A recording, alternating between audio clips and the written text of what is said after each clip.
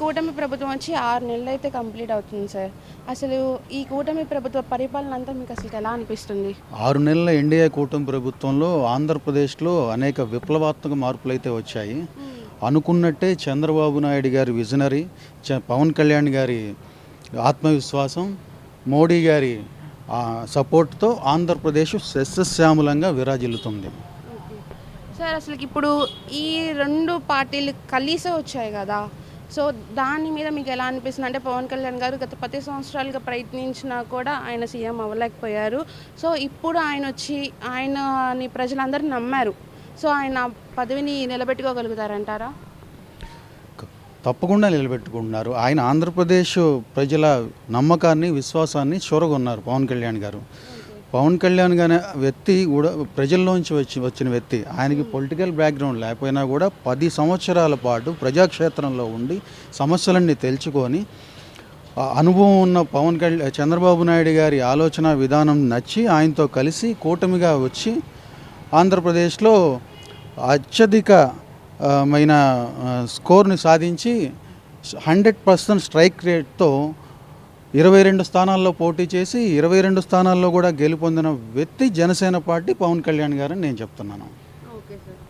So ఇప్పుడు మనకి పథకాలు కానీ అమలు అవ్వడం కానీ చాలా ఆలస్యం అవుతున్నాయి. ప్రజలందరూ బాగా మండిపడుతున్నారు. అసలు ఏంటి ఇంత ఎవరికి రావట్లేదు, సగం మందికి వస్తే సగం మందికి రావట్లేదు అని చెప్పేసి చాలామంది అనుకుంటున్నారు. అసలు మీరు ఏమైనా తెలియజేయాలనుకుంటున్నారా ప్రజలందరికీ? 6 నెలల కాలంలోనే పథకాలు లేట్ అవుతున్నాయి అనేది కొంచెం పిచ్చి ప్రశ్న. యాక్చువల్గా 6 నెలలు సూపర్ 6 పథకాల్లో భాగంగా ప్రతి ఒక్క స్కీమ్ని కూడా క్షుణ్ణంగా పరిశీలించి ప్రజల్లోకి తీసుకొస్తున్నారు చంద్రబాబు నాయుడు గారు. ఈ వైసీపీ ప్రభుత్వం గడిచిన 5 ఏళ్లలో ఆర్థిక విధ్వంసానికి నాంది పలికి ఖజానా ఖాళీ చేసి మొత్తం తరలించేసుకొని వెళ్ళారు. ఇప్పుడు గాడిలో పెట్టడానికి చంద్రబాబు నాయుడు గారు శతవిధాలా ప్రయత్నిస్తూ ఒక్కొక్క స్కీమ్ని తీసుకుంటూ వెళ్తున్నారు. మొన్న వచ్చిన వరదల్లో కూడా ఆయన అనుభవంతో టెక్నాలజీని ఉపయోగించి అనేక డ్రోన్లను తీసుకొచ్చి, స్టాఫ్ను తీసుకొచ్చి ఆంధ్రప్రదేశ్లో ఉన్న టెక్నికల్ అంతా టీంని వాడుకొని 40 రోజుల్లో వరదలన్నింటినీ కూడా క్యూర్ చేయడం జరిగింది. సార్ అంటే ఇప్పుడు మీరు అన్నారు అంటే పిచ్చి ప్రశ్నలు అయితే అన్నారు కదా, అంటే వెంటనే అమలు చేయడానికి అవ్వదని. ఇప్పుడు రేవంత్ రెడ్డి గారిని ఫర్ ఎగ్జాంపుల్గా తీసుకున్నాం అనుకోండి. మనం రేవంత్ రెడ్డి గారు పదవిలోకి రాగానే మనకి ఫ్రీ బస్ అయితే అమలైపోయింది వాళ్ళ దగ్గర.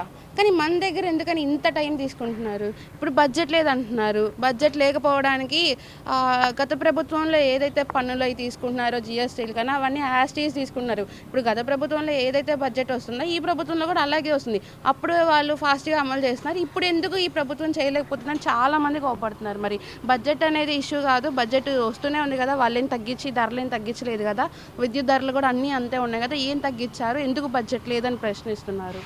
ప్రజలకు మీరు ఏమైనా తెలియజేయాలనుకుంటున్నారు? అదేనమ్మా చెప్పేది. వాళ్ళు వెళ్తా ఖజానాని ఖాళీ చేసిపోయారు. తెలంగాణ అనేది అత్యధిక సంపన్న రాష్ట్రం. అది వాళ్ళకు వచ్చే దాంట్లో మనకి 25% కూడా రాదు ఆంధ్రప్రదేశ్లో. ఇప్పుడు ఆల్రెడీ తల్లికి వందనం స్కీమ్ తీసుకొచ్చారు, అన్నా క్యాంటీన్లు ఓపెన్ చేశారు, దీపం పథకం కింద గ్యాస్ కనెక్షన్ ఇస్తున్నాము. ఇక నెక్స్ట్ రాబోయే సంక్రాంతి తర్వాత ఉచిత బస్సు పథకం వస్తుంది. అందరినీ సాటిస్ఫై చేసుకుంటా అన్ని 1వ తారీఖే టెన్షన్గా పెన్షన్ అందిస్తున్నాం. వైసీపీలో పెన్షన్లు ఎప్పుడు వచ్చేవి? గవర్నమెంట్ ఉద్యోగస్తులకి శాలరీలు ఎప్పుడు పడేవి? ఆ విధంగా కంపేర్ చేసుకుంటే కొంచెం టైం ఇవ్వాలా మనకి. రాగానే అన్ని అయిపోవాలంటే స్వర్ణాంధ్ర 2047 అని చెప్పేసి అయితే మనకు ఒక డాక్యుమెంట్ లాంచ్ అయితే నేను చేశారు. దాంట్లో పేదరికం నిర్మూలిస్తాము అని చెప్పి చాలామందికి కూడా వృద్ధులు చేసుకునే వాళ్ళకి సహాయపడాలని చాలా తోడ్పడడానికి వాళ్ళు ప్రయత్నిస్తున్నారు ప్రభుత్వం. 6 months అయింది. 6 monthsలో మరి ఏం డెవలప్ చేసేది? ఒక విమానం ఎక్కడం, అక్కడ దిగడం, టికెట్ 5,000 పెట్టడం. దేనోకి ఎవరు ఎక్కుతుంది? ఉన్నోకి ఎక్కాలి. దేనోకి బతకాలంటే జనాభా సంఖ్య పెరగాలి, ఊరి పెరగాలి. ఏది పేదరికం నిర్మూలన అవ్వదంటారా ఈ ప్రభుత్వం వల్ల? అవ్వదు అంటే 6 నెలలుగా అయింది. 6 నెలలుగా మార్పు రావాలని గౌకుని కాదు, టైం పట్టుద్ది. ముందు మెయిన్ ఏంటంటే ఇంపార్టెంట్ ఏంటంటే ఏపీ మొత్తం లెక్క వేసుకుంటే ఆ విధంగా లెక్క వేయకూడదుగా. ముందు ఇక్కడ ఉన్న విజయవాడ సమస్య ఏంటి? అమరావతి విజయవాడ సమస్య ఏంటి? ముందు వరదవాజీకి డబ్బులు ఇవ్వాలి, ఆ డబ్బులు పడలేదు. కొంతమందికి పడ్డాయి, కొంతమందికి పడలేదు. నేను డోర్ నెంబర్ అన్నీ ఇచ్చాను, అన్నీ సబ్మిట్ చేశాను. అది స్పందనలో పెట్టా, సత్యవాదంగా పెట్టా. ఇంకెక్కడే పెడితే వస్తాయి. గవర్నమెంట్ దాకా రన్నింగ్ ఎలాగ ఉంది. గత ప్రభుత్వం పనితీరు బాగుందా, ఈ ప్రభుత్వం పనితీరు బాగుందా? గత ప్రభుత్వం అంటే మేము ప్రజెంట్ టీడీపీకే వేసాం ఓట్లు, ఫ్యామిలీ మొత్తం టీడీపీకి వేసాం. అప్పటికి ఇప్పుడు డిఫరెన్స్ ఏంటంటే అప్పుడు పథకం ఏదైనా సరే స్పీడు 24 hours లోపల పడిపోయేది, ఏది చెప్పినా సరే. ఇప్పుడు కాడికి వచ్చేసరికి ఏది ఎంతవరకు గ్యారంటీ లేదు. గత ప్రభుత్వం కంటే పర్లేదమ్మా. చాలా అట్టడుగు స్థాయికి వెళ్ళిపోయింది పరిపాలన. గత ప్రభుత్వం ఉంది చాలా ఆర్థికంగా చాలా వెనకబడిపోయింది. దాన్ని కొద్దిగా గాలిలో పెట్టే ప్రయత్నం చేస్తుంది ప్రభుత్వం. మీరు ఇప్పుడు తాపీ మేస్తా అంటున్నారు కదా, సో ఇప్పుడు మనకి ఉచిత ఇసుక అని చెప్పేసి కూడా కొన్ని వచ్చినాయి. మన పథకంలో ఒకటి వచ్చింది ఉచిత ఇసుక. దీని మీద మీకు అంటే ఉచితంగానే అందుతుందా అసలుకి ఇల్లు కట్టుకునే వాళ్ళకి? ఉచితంగా ట్రావెలింగ్ ఛార్జ్ తీసుకొని ఇస్తున్నారండి. కొంత చాలా వరకు 90% పర్వాలేదు, బాగానే ఉంది, అందుబాటులోనే ఉంది ఇసుక. కాకపోతే పనులు కొద్దిగా ఏకాంతం అవ్వలేదు, నిదానంగా అవుతున్నాయి. అది ఒక 60% వరకు డెవలప్ అయింది కన్స్ట్రక్షన్. ఇప్పుడిప్పుడే కొద్దిగా రియల్ ఎస్టేట్ అయ్యి పుంజుకుంటుంది, పర్లేదు. రేట్లు ఎలా ఉన్నాయి మీకు ఇప్పుడు? రేట్లు పర్లేదు, అందుబాటులోనే ఉన్నాయి, పర్లేదు, బాగానే ఉన్నాయి. అంటే పేదరికం లేని దేశంగా, స్వచ్ఛ ఆంధ్రగా, అలాగే ప్రతి ఒక్కరికి ఉద్యోగాలు రావాలని చెప్పేసి ఈ డాక్యుమెంట్ లాంచ్ అయితే జరిగింది. దీని మీద మీ అభిప్రాయం ఏంటి? ఒక విజన్ ఉన్న నాయకుడు ఉంటే స్థానికంగా స్థిరంగా పరిపాలన సాగితే రాష్ట్రం అనేది అభివృద్ధి చెందుతుందండి, తప్పకుండా చెందుతుంది. ఇది చాలా కొంత రాబోయే తరానికి శుభసూచకంగా ఉంటుంది. మరి ప్రతిపక్షాలు ఇవన్నీ ఒట్టి మాటలే, వీళ్ళు చేతులు ఏం చేయరు, లాస్ట్ వరకు వచ్చేవరకు ఇంతే సాగదీస్తూ ఉంటారు అని అంటున్నారు. ఆయన అలానే చేసేవాళ్ళ లేకపోతే పని ప్రూవ్ చేసుకునే వాళ్ళ? ఇది గత ప్రభుత్వం పనిచేయకముందే మూల కూర్చోబెట్టారు. ఈ ప్రభుత్వం ఇంకా టైం ఉంది, టైం తర్వాత ఎలక్షన్ వరకు రాబోయే ఎలక్షన్ వరకు చూస్తే కానీ వీళ్ళు చేస్తారని నమ్మకం ఉంది నాకు. చంద్రబాబు గారు ఒక పట్టుదలతో ఉన్నారు. ప్రభుత్వం వచ్చి 6 నెలలు అవుతుంది, మీ వరకు పథకాలు అందాయా? అన్నీ బాగానే చేస్తున్నారు, ఆయన బాగానే ఇదవుతున్నాడు. అది శుభ్రంగా ఏ పథకమైనా బాగా ఇస్తున్నాడు, అన్నీ బాగా శుభ్రంగా చేస్తున్నాడు. మీకు గ్యాస్ సిలిండర్, పింఛను అవన్నీ అందుతున్నాయా? అందుతున్నాయి. మీకు గత ప్రభుత్వం నచ్చిందా? అంటే ఐ మీన్ వ్యత్యాసం ఏముంది, ఎవరి పనితీరు బాగుంది? ఫస్ట్ నుంచి ఇదే బాగుంది, కానీ మధ్యలో వచ్చింది కదా, మధ్యలోనే పోయింది అనుకో. అది దేవుడి దేవాలు శుభ్రంగా ఏదో జరుగుతుంది, అది బాగా చేస్తున్నారు. ఇప్పుడు మీ పిల్లలకి ఉద్యోగాలు అన్నీ వస్తాయి అనుకుంటున్నారా? పేదలు లేని దేశంగా మన ఉండిద్ది అంటారా? చెప్పలేము, మన టైం అది. అది మా పిల్లలు పెద్దోళ్ళు అయిపోయారు, ఏయో పెయింట్ పనులు కాంట్రాక్ట్లు అవి చేసుకుంటా ఇదవుతుంటారు. జనాలు అంటే మరి ప్రభుత్వం గురించి మాట్లాడితే కంటారా, ఇప్పుడు అన్ని కరువు అయిపోయినాయి, అన్నీ పోయినాయి కదా, వరదలు వచ్చి కూడా, అందు గురించి జనాలు ఇదవుతున్నారు బాగా. మరి ఫ్లడ్స్ వచ్చినప్పుడు మీకు ఏమైనా సహాయం అందిందా అమ్మా? అందినాయి, అందరికి బాగానే అందినాయి. డబ్బులు అందినాయి, జనాలకి భోజనాలు కూడా బాగా ఇచ్చారు, నీళ్ళు అన్నీ బాగా సప్లై చేశారు. అయినా మాకు 15 రోజులు ఉండిపోయినాయి నీళ్ళు కూడా. అది నా వరకు కాదు కానమ్మా, నాకు తెలిసిన వాళ్ళందరికీ చాలామందికి కూడా పథకాలు బాగానే అందినాయి. మొట్టమొదటిది గవర్నమెంట్ రాగానే ఇంతకుముందు పెన్షన్ ఏదైతే ఒక నెల ఆపి ఉన్నారో ఆ పెన్షన్ కాకుండా ఈయన పెంచేస్తానన్న పెన్షన్తో కూడా కలిపి 2 నెలలకు 3,000 రూపాయలు ప్లస్ 1,500 పెంచేస్తున్నారు. 7,500 రూపాయలు పెన్షన్ ఇవ్వడం జరిగింది. 7,000 రూపాయలు 1,000 రూపాయలు ఎక్స్ట్రా పెంచుతున్నారు. 7,000 రూపాయలు పెన్షన్ ఇవ్వడం జరిగింది గవర్నమెంట్ ఫస్ట్ రాగానే. ఆ తర్వాత దీపం పథకం అని పెట్టి 3 గ్యాస్ బండ్లు ఇస్తానని చెప్పారు కదా, 3 గ్యాస్ బండ్లు ఆల్రెడీ పథకం అది స్టార్ట్ చేసి ఇచ్చారు. ఇంకా మిగతా కూడా పథకాలు కూడా అమల్లో ఉన్నాయి, చేస్తారు అవి.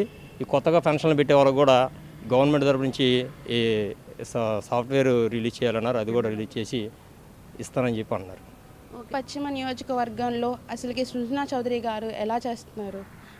సృజనా చౌదరి గారి పాలన చాలా బాగుందమ్మా. ఆయన ఓన్లీ ప్రజల కోసమే, ప్రజల సమస్యలు ఆయన దగ్గరికి వెళ్ళి మేము ఏమైనా మాట్లాడాలన్నా కూడా ప్రజలకు సంబంధించినటువంటి సమస్యలు ఏమైనా ఉంటేనే తీసుకురండి, మీరు నా దగ్గరికి రండి. ప్రజలు మన ఆఫీస్ దగ్గరికి వచ్చిన ఏ ప్రజలైనా సరే ఆ పని కంప్లీట్ చేసుకొని వెళ్ళాలి తప్ప రెండోసారి నా ఆఫీస్కి సార్ నాకు ఈ పని అవ్వలేదని రాకూడదు అనేది ఆయన కాన్సెప్ట్. ఎమ్మెల్యే గారి ఆఫీస్ నుంచి 3 పిఏలు ఉన్నారు, స్టాఫ్ కానివ్వండి, మనం వెళ్ళగానే వెంటనే రెస్పాండ్ అవ్వడం కానివ్వండి, వెంటనే ఆ సంబంధిత ఏదైతే సమస్య తీసుకెళ్తున్నామో ఆ సమస్య మీద వెంటనే ఆ సంబంధిత అధికారులకు ఫోన్ చేసి చెప్పి దాన్ని సాల్వ్ చేయడం కానివ్వండి, ప్రతిదీ కూడా ప్రజా సమస్యల మీదే పోరాటం శ్రీనివాస్ చౌదరి గారిది. ఆయన మెడికల్ క్యాంప్ పెట్టారమ్మా, 60 రోజులు మెడికల్ క్యాంప్ పెట్టారు. 60 రోజులు కూడా మెడికల్ క్యాంపు నిర్విరామంగా డైలీ. మెడికల్ క్యాంప్ అంటే ఏదో ఊరినే కాళ్ళ నొప్పులు, ఒళ్ళు నొప్పులు, అయితే బలం టాబ్లెట్ అని ఇచ్చి పంపించడం కాదు. స్కానింగ్ సెంటర్ పెట్టారు, క్యాన్సర్కి సంబంధించి ఎక్స్రే సెంటర్ పెట్టారు, దానికి సంబంధించినటువంటి రక్త పరీక్షా కేంద్రాలు కూడా పెట్టి వాళ్ళకి ఎటువంటి ఇబ్బంది ఉన్నా కూడా సంబంధిత ఆరోగ్యశ్రీకి పంపించేవి కొన్ని హాస్పిటల్కి పంపించడం జరిగింది. కొంత వాళ్ళ ఫౌండేషన్ తరపు నుంచి కొన్ని వాళ్ళ సొంత నిధులతోటి చేపించినవి కూడా ఉన్నాయి. జరుగుద్దమ్మా. ఎందుకంటే నిన్న జరిగిన విజన్ 2047 అనేది ఆ కాన్సెప్ట్ అనేది బాగా మంచిది. అది కనుక అయితే కనుక పేద నిర్మూలన, అలాగే నీటి సమస్య, వ్యవసాయానికి సంబంధించిన పనిముట్లే కానీ ఇతర ఏమన్నా కూడా ఉద్యోగస్తులు కూడా 20 లక్షల ఉద్యోగస్తులు కూడా మనకి రావడం కూడా జరుగుతుంది. ఈ విజన్ అనేది చాలా మంచిదమ్మా. కూటమి ప్రభుత్వం తీసుకొచ్చిన ఈ విజయాన్ని హ్యాట్సప్ చంద్రబాబు నాయుడు గారికి, పవన్ కళ్యాణ్ గారికి, అలాగే చంద్రబాబు నాయుడు గారు తీసుకున్న విజన్ చాలా మంచిదమ్మా. 6 నెలల నుంచి బాగానే ఉంది మేడం. బాగానే ఉంది. రోడ్లు అంతా చెత్తగా ఉండేది, వరకు పట్టించుకునేవాళ్ళు కాదు. ఇప్పుడు ఈ ప్రభుత్వం వచ్చినాక బాగుంది. ఎవరైనా చేయకపోయినా ఫోన్ చేస్తే వచ్చి చేస్తున్నారు. బాగానే ఉంది, అంతా బాగానే ఉంది. మీకు పథకాలు ఏమైనా అందాయమ్మా? ఉచితంగా గ్యాస్ కానీ, పింఛన్ కానీ, తల్లికి వందనం, పింఛన్ వస్తుంది. ఓకే. సిలిండర్ రాలేదా అమ్మా? సిలిండర్ వస్తుంది. ఇప్పుడు మీకు గత ప్రభుత్వానికి ఈ ప్రభుత్వానికి వ్యత్యాసం ఏమైనా కనిపించిందా? ఇక్కడ ఈ ప్రభుత్వమే బాగుంది మేడం, అక్కడికన్నా ఈ ప్రభుత్వమే బాగుంది. అది వరకు ఇదంతా గలీజ్గా ఉండేది, అసలు పట్టించుకునే వాళ్ళు లేరు. ఎక్కడంటే అక్కడ గొడవలు అవి జరుగుతున్నాయి. ఇక్కడ ఇప్పుడు గొడవలు ఏమి లేవు, బాగుంది. ఈ ప్రభుత్వమే బాగుంది. అల్లరి చిల్లరగా తిరిగే వాళ్ళు ఎక్కువ అయ్యారా, తగ్గారమ్మా ఈ ప్రభుత్వం వచ్చాక? ఈ ప్రభుత్వం వచ్చినాక తగ్గారు. అది వరకు అయితే బయటికి రావాలన్నా భయంగా ఉండేది. ఇప్పుడు ఈ ప్రభుత్వం వచ్చినాకే తగ్గింది. అది వరకు బయటికి రావాలన్నా భయంగా ఉండేది, అసలు గొడవలుగా ఉండేది. ఈ ప్రభుత్వం వచ్చినాకే బాగుంది. ఓకే. ఇప్పుడు మీరు ఈ ప్రభుత్వం నుంచి ఏమైనా కోరుకుంటున్నారా? ఇంకా ప్రభుత్వం వచ్చినాక ఇంకా అన్ని చక్రాలు ఇవ్వమని కోరుకుంటున్నాం. వచ్చి 6 నెలలు అయితే అవుతుంది. అసలుకి ఈ 6 నెలల్లో ప్రభుత్వం యొక్క పనితీరు అసలు మీకు ఎలా అనిపిస్తుంది? చాలా బాగుంది. రోడ్ చేయడం జరుగుతుంది. మన దగ్గరలో కూడా అమరావతి అనేది రావడం, ఇది చాలా ఆనందకర విషయం. మనకి చాలా బాగుంది. ఇప్పుడు అన్న క్యాంటీన్స్ అనేది ఏమన్నా మీకు యూజ్ అవుతున్నాయా? బాగా ఎందుకు యూజ్ అవ్వట్లేదండి? ప్రతి ఒక్కరికి కూడా అన్నం యొక్క విలువ తెలుస్తుంది కదా. ఇప్పుడు బయటకు వెళ్ళి తినాలంటే ఇదే భోజనం 70 రూపాయలు, 80 రూపాయలు, లేదా 100 రూపాయలు. పని చేసుకుని వాళ్ళు తింటామండి. 5 రూపాయలకే మాకు మంచి భోజనం పెడుతున్నారు. చాలా బాగుంది. ఇప్పుడు పవన్ కళ్యాణ్ గారు 10 సంవత్సరాలు కష్టపడి ఇప్పుడు అధికారంలోకి వచ్చారు. ఆయన అంటే ప్రజలకు ఇచ్చిన మాటను నిలబెట్టుకుంటారంటారా? తప్పనిసరిగా నిలబెట్టుకోగలుగుతారు ఆయన. ఓకే. సో మీకు ఏ విధంగా అంత నమ్మకం వచ్చింది ఆయన మీద? ఇప్పుడు మనిషిలో నిజాయితీ మనం ఎలా కనిపెట్టగలుగుతాం చెప్పండి? అది కనిపించేదా? చేతల్లో ఉంటుంది. ఆయన ఏదైనా చేతల్లో చూస్తున్నాం కదా, మనం 1 by 1 చూస్తున్నాం కదా. ఇప్పుడు మీరు మన లాస్ట్ టైం పోర్ట్లో పట్టుకున్న బియ్యం కానీ ప్రతి విషయంలో కూడా నేను ఉన్నానని ముందుకు ఆయన వస్తున్నాడు. మన ముందుకు ఆయన వస్తున్నప్పుడు నమ్మాల్సిందేగా. ఓకే. ఓకే. సో ఇప్పుడు మీరు ప్రభుత్వం నుంచి ఏమైనా కోరుకుంటున్నారా? ఇంకా వసతుల గురించి కానీ, హామీల గురించి కానీ ఇంకేమైనా ఎక్స్పెక్ట్ చేస్తున్నారా? ఇప్పుడు మీరు రోడ్ల సంగతి చూసుకున్నట్లయితే గతంలో బాగా గుంతలు ఉండి చాలామంది ప్రమాదానికి గురవడం జరిగింది. ఇప్పుడు ఆ గుంతలు కూడా రిపేర్ చేశారు. ప్రమాదాల బారి తగ్గడం అంటే దాని యొక్క విధానం, అంటే దాని యొక్క సంఖ్య తగ్గింది ఇప్పుడు చాలా వరకు కూడా. బాగుంది. మరింతగా రోడ్లన్నీ విస్తరించుకుంటే మనకి రవాణా సౌకర్యం మెరుగుపడుతుంది. మరింతగా రాష్ట్రానికి అభివృద్ధి చేకూరుతుందని ఆశపడుతున్నాము. అలాగే యువతకి ఉద్యోగ కల్పన కూడా, అలాగే ప్రతి ఒక్క పేదవాడికి కూడా పని కల్పన, అలాగే చిన్న పల్లెటూరులు ఉన్నాయి, చిన్న పల్లెటూరులు కూడా ఉన్నాయి, వాళ్ళకు కూడా ప్రాసెసింగ్ యూనిట్లు లాంటివి ఇలాంటివి పెడుతూ ఉంటే మన రాష్ట్రం ఈజీగా ముందుకు వెళ్తుంది. 2047 ఆయన విజనరీ ఇంకంతకన్నా ముందుకే వెళ్తుందని మేము ఆశిస్తున్నాం.